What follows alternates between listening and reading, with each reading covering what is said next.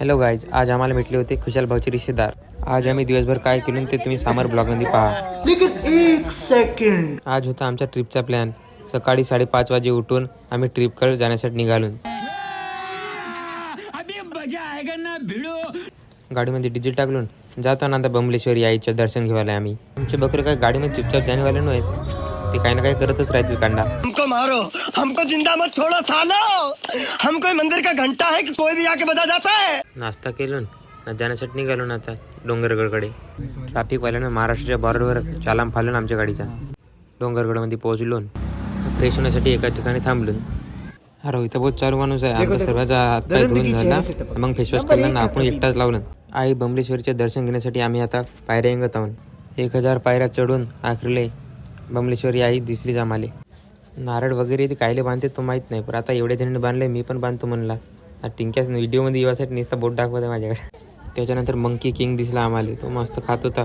हे कोणते काच नवीनच साधू महाराज होते. हे तुम्हाला जर माहीत असेल यांचे नाव ते कमेंटमध्ये सांगाल बरं आम्हाला. सर्वांनी आपल्या पसंतीचा ओरससाठी काही ना काही घेतला, पण मी का घेऊ म्हणलं, मी पाहतोच फक्त, माझी तर कोणी नाही आहे. पहिल्या म्हणते घेऊन टाक म्हणते, तुला एक ना एक भेटलच म्हणते. बात तो सही है. लहानपणीची पेपरमिंटी घेऊन टाकलो म्हणला. उडण खरडी तिकीट बहुत महाग होती ना, तर आम्ही जाणार होतो, आम्हाला तेवढे पैसे नव्हते. डोंगरगडवरून आम्ही आलो नवीन रायपूरमध्ये. त्याच्यानंतर नकली धाब्यामध्ये गेलो. नवीन प्रकारच्या गाड्या होती ती. त्यानंतर सी वर्ल्डमध्ये गेलो आम्ही. अंदरचा व्ह्यू पूर्ण खतरनाक होता. या बोटवर बसायची एका जणांची किंमत 600 रुपये होती, तर आम्ही 4 जण बसलो.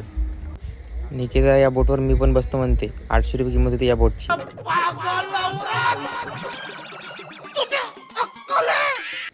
बाहेर जाण्यासाठी निघत होतो तर साऊथ आफ्रिकाचे लोक भेटले. ते बहुत चांगले लोक होते. त्यांना इंग्लिश भक आहे, पण आम्हाला तेवढी इंग्लिश नाही. त्या दोघे नवरा बायकोची फोटो काढत होतो ना, पाहिजे त्यामध्ये तसं येऊन जाणार. अबे साले. चला मग भेटू नेक्स्ट ब्लॉगमध्ये.